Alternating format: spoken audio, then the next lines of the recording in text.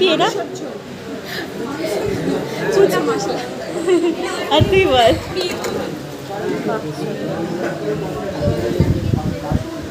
কি বানিয়েছো? আচ্ছা, দুজনে মিলে? বাহ। ফুচকা, তাহলে প্রত্যেকের মুখ থেকেই শুনে নিলে যে কারা কি বানিয়ে এনেছিল।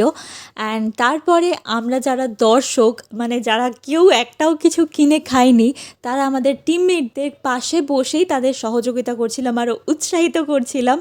অ্যান্ড স্যার ম্যাডামরা কী করছিল, সব কিছু কিনে এনে আমাদের হাতে ধরিয়ে দিচ্ছিল আর আমরা খাচ্ছিলাম বসে বসে। বিশ্ব তো ওদের পাশে বসেই জোরে জোরে চিৎকার করে বলছে সেল সেল সেল, তারপর খাঁটি গরুর দুধের পায়েস খেয়ে যাও, তারপর দেশি ছোলা আছে। আর সবার শেষে যখন ফ্রিতে ফুচকা দেওয়ার কথা বলা হয়েছিল, সবাই মিলে আমরা হামলে পড়েছিলাম। আর এটা এখানে টিফিন দেওয়া হয়েছিল।